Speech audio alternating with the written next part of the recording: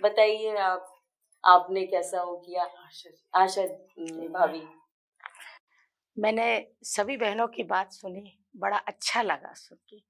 लेकिन मेरे साथ थोड़ी समस्या ये है कि मैंने जो छिंदवाड़ा को देखा है और जो पहले महसूस किया था, मेरी शिक्षा पीएचएससी संस्कृत में एमए और म्यूजिक में विशारद थी। मैं जब यहाँ आई तो मैं परिवार की सबसे पढ़ी लिखी बहू थी। लेकिन ऐसा लगता पहले सोशल वर्क नहीं होते थे। पहले क्या होता था, जैसे हमारे यहाँ कोई काम करने वाले हैं तो उनकी बेटियों की शादी करवा दी, या कोई बीमार है तो उनके भाई दवा दारू करवा दी। बहुत है तो भाई 1 साल का ठेका ऐसा शमशान पे दे दिया कि भाई हमारी तरफ से लकड़ियां जड़ेंगी। तो मैं बाद में जुड़ी समाज से, लेकिन मैंने पहले छोटे छोटे, जैसे कि बताया था कि रामायण वगैरह में गए तो ऐसा लगा नहीं, जैसे 10 महिलाएं हैं तो हम सबको ये काम करना चाहिए। नहीं कर सकता भाई, 1,000 का काम है, अगर हम 5 महिला है तो 5,000 का काम हो जाएगा। तो छिंदवाड़ा में क्या है, वैसे भी मैंने एक चीज देखी है कि सबसे ज्यादा सोशल वर्क, मैं ये औपचारिकता नहीं दिखा रही हूँ, मैं भी बड़े सिटी से हूँ, लेकिन यहाँ पर किसी ना किसी रूप में लोग मदद करते हैं। जैसा कि अभी चलो ये कोरोना काल चल रहा तो सब बंद हो गया है। जे नहीं तो यहाँ देखा जाता है मंगलवार या शनिवार उन्होंने किसी भी मंदिर पे हजारों आदमियों का भोजन, तो कई गरीब परिवार भी पलते हैं, बहुत अच्छी बात है इस बहाने। और दूसरे शहरों में ऐसा देखने में नहीं मिलता। छिंदवाड़ा तो अब बहुत पॉपुलर हो गया। जब मेरी शादी हुई तो जब छिंदवाड़ा नाम आया कि छिंदवाड़ा में पक्की हुई, तो मैंने भारत का नक्शा उठाई। तो मेरी सहेलियां कहती हैं आशा ये छिंदवाड़ा ही नाम है। मैंने कहा हाँ, छिंदवाड़ा ढूंढो ढूंढो ढूंढो, तो एक जगह लिखा था छिंदवाड़ा, मैंने कहा मिल गया। तब ऐसा लगा। लेकिन आज मैं पहले यहाँ छिंदवाड़ा में जुड़ी महिलाओं से सोशल वर्क किया, समाज से जुड़ी, समाज में फिर मैंने यहाँ गांव-गांव जाके महिलाओं को उत्साहित किया कि तुम जुड़ो, नाम करो, गांव-गांव गई। उसके बाद मैं मध्य प्रदेश में रही, मेरे समाज की तरफ से मैं अध्यक्ष रही। आज राष्ट्रीय लेवल पे मैं महासचिव हूँ। लेकिन लोग, जब मैं मंच पे जाती हूँ तो लोग एक ही चीज कहते हैं, ये महिला छिंदवाड़ा से आई है। कई लोगों को आज भी नहीं मालूम है कि भाई जैसे केरल वगैरह है तो, लेकिन जब मैं छिंदवाड़ा से, उन्होंने कहा आशा राय छिंदवाड़ा से आए। और जब मैं अपनी छिंदवाड़ा की विशेषता बतलाती हूँ कि नहीं, आज भी आदिवासी लोग, पहले जो मैंने देखा है, कई बार हम गए मिस्टर के साथ चिमटीपुर वगैरह में, तो आग भी नहीं वहां पर उपलब्ध होती थी, वो पत्थरों से जलाते थे। तो हम ये सब, कई लोग कहते हैं आशा जी चलिए समाज सेवा की तो बहुत बातें हो गई, आप छिंदवाड़ा की वास्तविकता बताइए।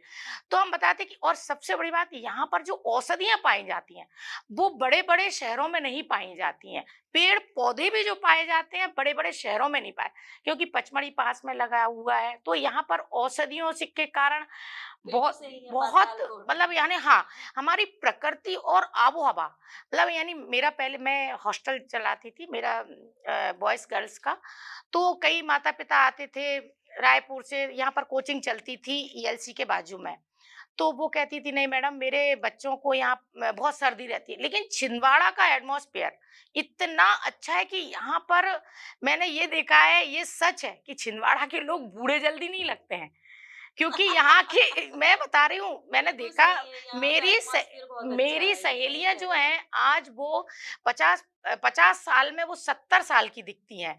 मैं मैं ये नहीं कह रही हूँ कि, लेकिन मैं जब जाती हूँ तो पता नहीं यहाँ की प्रकृति में ऐसी मतलब ऐसी हवा, एक तो क्या है, पत्थर बहुत है, हवाएं जो आती हैं वो छन के आती हैं, औषधि आती है। तो आप लोग मतलब हम ये कहना चाहते हैं छिंदवाड़ा में बहुत कम बीमारियां हैं जो घर करती हैं। आज उदाहरण की ले लो कि आज कोरोना काल चल रहा, आज हमारे यहाँ 40 या 50 निकल रहा है तो हमें ऐसा लगता नहीं बहुत हो गया। नहीं, हमें घबराना नहीं है। और शहरों में जाओ, हज़ारों की तादाद में निकल रहा है। कुछ तो है छिंदवाड़ा में। तो मैं तो ये कहूँगी कि मैं बेटी भले ही झाँसी की हूँ, लेकिन छिंदवाड़ा ने तो मेरा भी दिल जीत लिया और मैं बहुत यहाँ की बढ़िया बात बात पूरे है। राष्ट्र में फैलाती हूँ। समाज सेवा के क्षेत्र में मैं पहले तो अंदरूनी ही समाज सेवा करती रही, मगर फिर महिला बाल विकास में मोनिका बिसेन जी के साथ जब आके काम किया, तो छोटे-छोटे बच्चे जो निराश्रित बच्चे हैं, अनाथ बच्चे हैं, तो उनकी काउंसलिंग के लिए हमें बोला गया कि आप वहां जाइए और वो बच्चों की आप काउंसलिंग करिए, देखिए क्या उनकी मानसिकता है। तो जब हम बाल गृह गए और छोटे-छोटे बच्चों से मिले, तो खुशी बहुत हुई, वो लोग भी बहुत खुश हो रहे थे। फिर जब हमने उनसे पूछा कि बेटा आपको अच्छा लगता है सब, तो बोलते हाँ, अच्छा तो बहुत लगता है, मगर बुरा एक इस चीज का लगता है कि लोग अपने बच्चों का जन्मदिन मनाने यहाँ पर आते हैं और हम उनके साथ उस समय केक भी कटता है, बहुत खुश होते हैं, मगर बाद में हम दुखी होते हैं कि आज हमारे माँ बाप होते तो हमारा भी जन्मदिन इस तरह से मनाते। तो वो चीज बहुत ज्यादा हम लोगों के घर कर गई अंदर कि नहीं यार, इन बच्चों को खुशियां मिलना चाहिए। तो हम लोगों ने निर्णय लिया कि नहीं, अब हम आप लोगों का जन्मदिन मनाएंगे, और हम लोग जाते हैं और उन बच्चों का हम लोगों ने जन्मदिन मनाना चालू किया। और वहीं से हम लोगों का एक प्रोजेक्ट चालू किया, हम लोगों ने एंजल ड्रीम प्रोजेक्ट, जिसमें हम इन निराश्रित बच्चों को लोकल गार्जियन, केयर टेकर के रूप में माँ बाप देते हैं। और शुरू में तो हम 6 लोगों ने शुरुआत की थी, मगर आज इतनी खुशी की बात है कि वो बढ़कर 40 हो गए हैं। तो 40 केयर टेकर बच्चों के होना और उनकी लाइफ को सेटल करने के लिए, तो ये यहाँ से जो जज्बा अंदर से निकला ना कि नहीं, ये बहुत अच्छा है, हम समाज सेवा के क्षेत्र में है, राजनीति में नहीं है। समाज सेवा का क्षेत्र बहुत प्यारा है, बहुत अच्छा है। इसी उसमें हम लोग उमरेठ गए, वहां पर एक बहुत बूढ़ी महिला थी, वृद्ध महिला थी, जो 1 महीने से बारिश में रोड पे बैठी हुई थी और उनके बच्चे उन्हें छोड़कर चले गए थे। तो पेपर में आया और वो कहीं किसी भी प्रशासन से भी नहीं उठ रही थी कि नहीं, मेरा बेटा वापस आएगा और हमें लेकर जाएगा।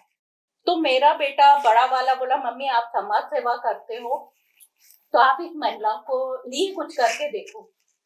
उस दिन गुरु पूर्णिमा का दिन था, घर में हमने बोला कि मंदिर जा रहे हैं, और हम 5 लोग निकल गए उमरेठ। वहां जाके वो माता जी से मिले, उनसे बातचीत की, उनके लिए भंडारे का खाना लेकर गए, उन्हें खाना खिलाया। तो उन्हें विश्वास नहीं हो रहा था कि कुछ मिला तो नहीं दिया। उन्होंने कहा पहले आप खाओ, उन्होंने हमें पहले खिलाया, फिर उन्होंने खाया खाना। उनको पहली बार हमने उस जगह से उठा के बाहर लेकर आए, रोड पे खड़ा किया, बोला आप चलिए हमारे साथ। वो तैयार नहीं हुई। फिर गांव वालों ने बोला कि ऐसे ही एक महिला अंदर और है गांव के अंदर, जो हेडपंप के पास बैठी हुई है और जूठन खाती है। तो हम उनके साथ उस महिला से मिलने गए, वो भी अपनी जगह से नहीं हिल रही थी, तैयारी नहीं थी आने के लिए। हमें पुलिस की मदद लेना पड़ी, हम थाने गए, पहली बार जिंदगी में हम थाने के अंदर गए, हिम्मत करके गए।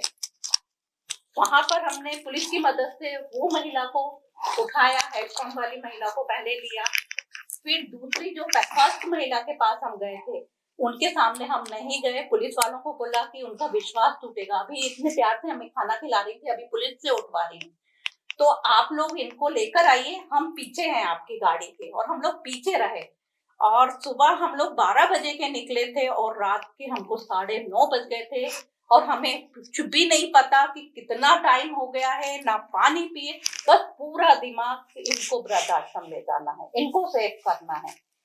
उनको हम लोग वृद्ध आश्रम लेकर आए, उनको वहां पर रखा। दूसरे दिन हम उनसे मिलने गए तो वो हमसे बोलती है, पुलिस वाले हमको उठाकर लेकर आए। हमने कहा हाँ, आपका पेपर में फोटो छपा था और इसलिए तो हम आपसे मिलने आए, हमें तो पता ही नहीं था आपको पुलिस लेकर आ गई। और आज भी हम जाते हैं तो उनका भरपूर हमें आशीर्वाद मिलता है। तो इससे बहुत ही, यानी यदि हम किसी के काम आ रहे हैं तो ये हमारा जीवन सफल है। हम किसी पे बोझ ना बने, हम किसी का बोझ उठा सके, इतना हम में होना चाहिए हुनर कि हाँ हम कर सकते हैं, ये कर सकते हैं।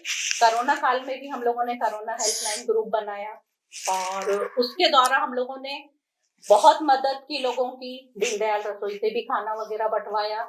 और सबसे बड़ी खुशी की बात ये है कि मजदूरों के लिए हम आगे आए। हमारा पहला ग्रुप ऐसा था कि जिन्होंने गांगीवाड़ा में जो मजदूर थे उनकी पूरी मदद करते हुए उन्हें अपने शहर पहुंचाया। होशंगाबाद से जो बिलासपुर जा रहे थे मजदूर लोग, हमने उनकी भरपूर मदद की, उन्हें उनके शहर हम लोगों ने पहुंचाया। तो ये चीजें बहुत अच्छी हैं और आज भी उनके फोन हमारे पास आते हैं, हमें हमारा बर्थडे, हमारा एनिवर्सरी विश करते हैं। तो ये हमारे लिए बहुत खुशी की बात है। जैसे अंजना जी ने बताया कि हमने जो मुहिम उठाई है एंजल प्रोजेक्ट, तो उसमें हम लोग 6 लोग थे जो कलेक्टर द्वारा सम्मानित हुए हम लोग। और सबसे पहले हम लोग को अपनी रसोई में हम लोग को सम्मानित किया गया जो बच्चों को हम लोग ने अडॉप्ट करे। दूसरी बात, हम लोग जब जंगलों में वहां गए थे तो जो पहली वृद्ध महिलाओं का पेपर में हमने ऐड पढ़ा था, वो महिला खाती पीती कुछ नहीं थी, सिर्फ अपनी यूरिन पीती थी। वो उसने 50 लीटर यूरिन पी गई और जब हम लोग गए तो पूरा यूरिन से भरी बोतलें रखी थी वहां पे, और इतनी गंदी बदबू की बता नहीं सकते, पर वो उठने को तैयार नहीं थी। उसके बाद हम लोग जैसे ही वहां से पूरी बातचीत करके आगे बढ़े तो कुछ लोगों ने बताया दूसरी महिला के पास गए तो उसका पूरा शरीर जैसे अगर पकड़ भी रहे थे तो उसकी चमड़ियां गल रही थी, और उसके पास चारों तरफ इतनी बड़ी बड़ी शंखी, बिल्कुल जो बोलते हैं ना, वो पूरी शंखियां पूरी उसके चारों, और हैंडपंप के पास वो बैठी रहती थी। ना वो सोती थी ना वो बैठी, बस बैठे बैठे सोना, पूरी गीली थी। उसका ऐसा अपन हाथ से ऐसा पकड़ रहे हैं तो चमड़ा भी हाथ में आ रहा है। वहां पे टीआई साहब ने हम लोग की बहुत मदद करा। उसमें जैसे नीलिमा शर्मा, श्रद्धा शुक्ला जी, कामनी चंदेल जी थी, अंजना जी थी और मैं थी हम लोग। और जैसे हम लोग रक्तदान के क्षेत्र में बहुत सारा हम लोगों ने काम किया है, और हमको रक्तदान से जोड़ने वाले रिंकू रितेश चौरसिया जी थे, जिनके द्वारा मैं रक्तदान से पहली बार उनसे जुड़ी। उसके बाद आज हम लोग ने 1300 लगभग रक्तदान करवा चुके हैं, और मैंने खुद ने 22 बार अपना रक्तदान करा है। और अब मैं ऑल इंडिया इस पे बेस पर जुड़ चुकी हूँ। जहाँ भी किसी को भी 24 आवर्स रक्तदान की जरूरत होती है तो हमारे एक फोन पे निःशुल्क रक्तदान उपलब्ध हो जाता। उसके बाद अभी कोरोना काल जैसे चल रहा है तो इसमें प्लाज्मा की बहुत जरूरत पड़ रही है, तो अभी हमने जैसे 4 लोगों को प्लाज्मा दिलवाया, जिसमें लखनऊ में है, जालौन में है, अपना राजस्थान में है, दिल्ली में है, और उसके बाद अभी फिलहाल हम लोग ने आगरा में एक प्लाज्मा की हम लोग ने रिक्वेस्ट आई थी तो उसको दिलवाया है। और ऐसे ही करते हुए हम लोग ने कुछ ऑपरेशन भी करवाए हैं बच्चों के, और अभी एक दिव्यांग बच्चे का ऑपरेशन हुआ है जबलपुर में। तो मेरे भैया भाभी खुद ही डॉक्टर है शिशु मंगल हॉस्पिटल है राइट टाउन में। वो बच्चा बहुत परेशान था और उसका ऑपरेशन नहीं हो पा रहा था, तो भैया भाभी से बोल के मैंने उनका ऑपरेशन करवाया है, और भैया भाभी ने उसका निःशुल्क ऑपरेशन करा है, और ऑपरेशन सक्सेसफुल हो गया है। परसों उसकी छुट्टी भी हो जाएगी, और बहुत गरीब परिस्थिति के थे वो लोग। तो छोटे छोटे काम हम लोग से जो बन रहे हैं वो हम लोग करते जा रहे हैं। कोरोना काल में भी हम लोग ने हमारा कोरोना महामारी जो ग्रुप बना हुआ था उसमें हमारे साथ पूरे छिंदवाड़ा के डॉक्टर्स, महिला बाल विकास अधिकारी कल्पना रिझागिया जी, और भी जो वरिष्ठ हैं छिंदवाड़े के वो हमारे साथ थे। ऐसे हम लोग ने 5 लोग से शुरुआत करी थी, आज 100 सदस्य हमारे साथ में हैं। तो जैसी भी जिससे मदद जो बन पड़ रही है वो हम लोग उसकी कर रहे हैं। और लॉकडाउन की स्थिति में हमें जैसे किसी को पैरालिटिक अटैक भी आया, जैसे मेरे मिस्टर को ही आया था पैरालिटिक अटैक, तो मैंने 15 दिन बालाजी हॉस्पिटल में रह के जितनी मदद हो सकती थी उतनी मदद मैंने वहां करी। आज वहां के कर्मचारी भी मुझसे बोलते हैं कि नहीं मैडम, आपने अपने पति की ऐसी स्थिति की डॉक्टर ने जवाब दे दिया था। 15 दिन आईसीयू में रह के आपने जो काम किया है शायद ही वो कोई महिला कर सकती है।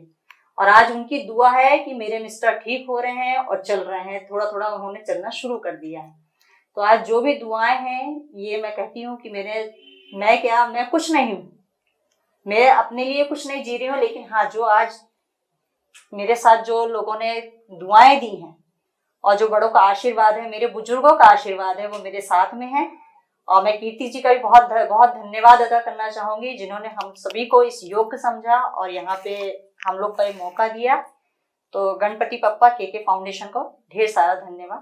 समाज सेवा के क्षेत्र में जैसे हम लोग सभी सहेलियों ने साथ में सहयोग किया है, काम किया है, तो इसी को जज्बा को देखते हुए मुझे एपीजे अब्दुल कलाम राष्ट्रीय अंतर्राष्ट्रीय पुरस्कार से सम्मानित किया गया है, राष्ट्रीय पुरस्कार। उसके बाद मुझे महात्मा गांधी अंतर्राष्ट्रीय पुरस्कार से सम्मानित किया गया, और आज मेरा गोल्डन ग्लोरी बुक में मेरा आज नाम आ गया है। अभी मुझे जस्ट फोन आया है, तो मैं धन्यवाद अदा करना चाहूंगी कि मेरे साथ इतनी दुआएं थी और मेरी बुआ जी, मेरी सहेली, प्रिय सहेली है मेरी अंजना त्रिपाठी जी, हम समधन भी हैं दोनों, लड़ते झगड़ते भी बहुत है, प्यार भी बहुत करते हैं, और हम लोग में जुगत होती रहती है। और ये भाभी है मेरी, ये बेटी है मेरी, तो हम लोग इसी तरह से लड़ते भिड़ते हुए आगे बढ़ते हैं। पर हाँ, जो भी काम करते हैं सब साथ में मिलके करते हैं, और सब अपने अपने क्षेत्र में जिसको जो योगदान मिलता है, सब अपने अपने क्षेत्र में, भले ही हम लोग अलग अलग काम करते हैं लेकिन हम सबकी दिशा एक है।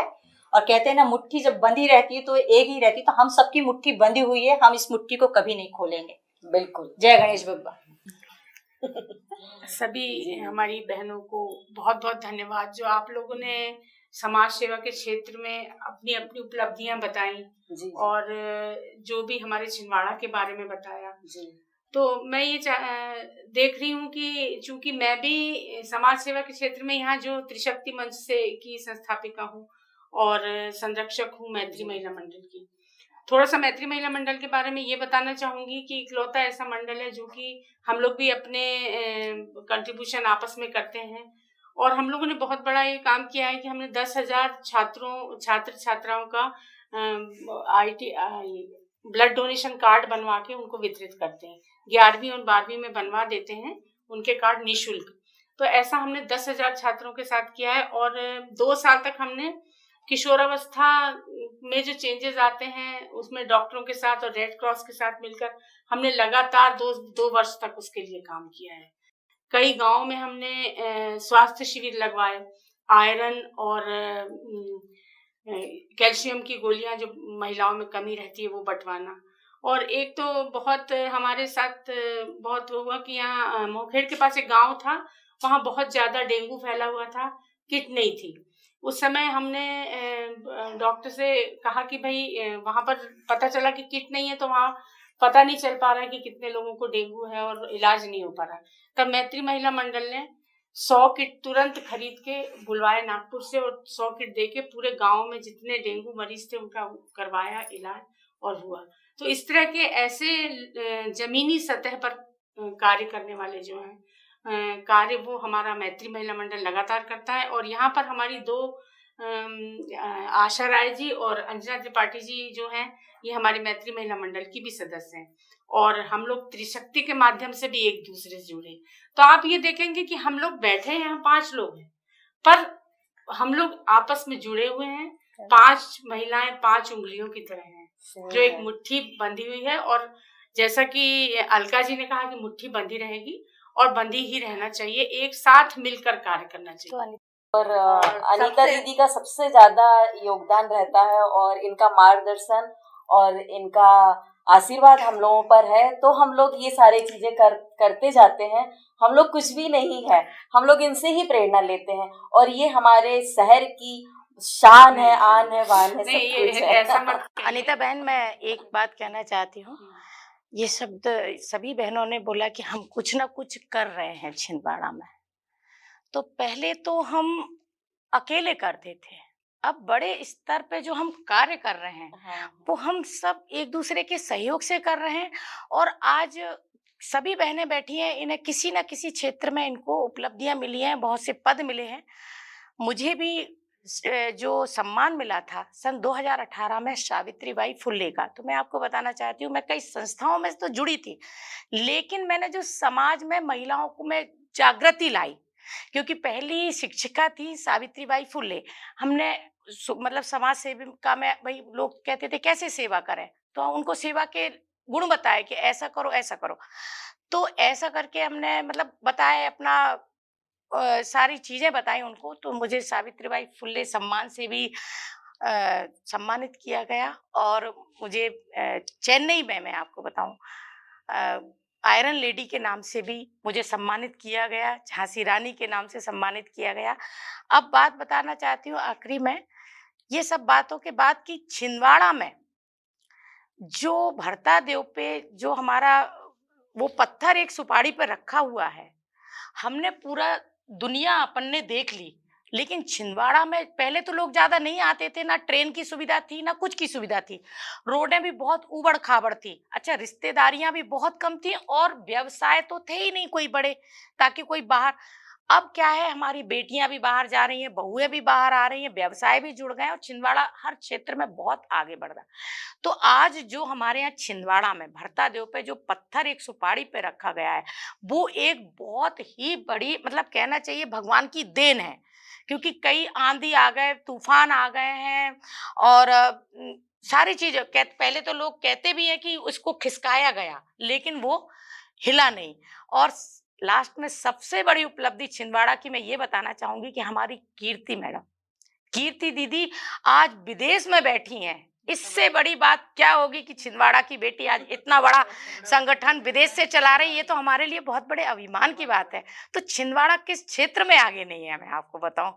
सबसे ज्यादा सबसे तो ज्यादा। खुशी की बात ये है कि जो आज उन्होंने छिंदवाड़ा में छिंदवाड़ा आते के लिए हैं सोचा। वो छिंदवाड़ा में छोड़ना बसना ही नहीं नहीं चाहते, लेकिन छिंदवाड़ा की बेटी ने नाम रोशन कर दिया। क्योंकि यहाँ से नागपुर आप चले जाइए, कहीं पर भी चले जाइए, जो हसीन वादियां हैं वो सबका दिल सतपुड़ा की मोह लेती वादियां हैं। है ना पूरी। तो छिंदवाड़ा का बिल्कुल वैसे भी ये बहुत सतपुड़ा का जो है और बहुत ही बढ़िया है छिंदवाड़ा। सतपुड़ा के मेरा बाद छिंदवाड़ा मार्गदर्शन करने वाले भाई हुए हो, और मेरी गुरु ब्राउन मैडम है, आदरणीय ब्राउन मैडम जी, इन्होंने मुझे पढ़ाया। तो मुझे बहुत खुशी है कि आज मैं अपने गुरु के सामने इतनी सक्षम हूँ कि उनके आशीर्वाद से जो हम लोग सब कर रहे हैं, तो वाकई में गुरु का आशीर्वाद है। मैं तो ये कहना चाहती हूँ अलका कि पहले लोग पिता के नाम से जीते थे, पति के नाम से मर जाते थे या औलाद के नाम से मर जाते थे। आज महिलाएं, चलो अपन ने अपनी बेटियों को तो बहुत आगे बढ़ा दिया बहनों, लेकिन हमें बढ़ाने में, ये मैं सच बोल रही हूँ सबके सामने, हमारा खुद का हाथ है। कोई पति नहीं चाहता कि हमारी बीवी घर से बाहर निकले, घर का काम कौन करे। कोई बच्चे भी सोचते हैं अरे अब देखो ब्लड प्रेशर है, कोरोना है, ये दुनिया भर की बीमारी है, क्या करोगे। लेकिन नहीं, हम में भी कुछ जज्बा था। जब हम हमारे बच्चों को भी कर सकते हैं, तो आज हमें फक्र है कि हम आज 65 साल या 50 साल में हम खुद के नाम से पहचाने जा रहे हैं। सबसे बड़ी ये बात बहुत है बड़ी कि बात है। हमने अपनी अपने नाम की पहचान आज बनाई है। पहले क्या होता था, आती थी बेटी डोली में और अर्थी में पति या पुत्र के नाम से प्रकाशित होती थी।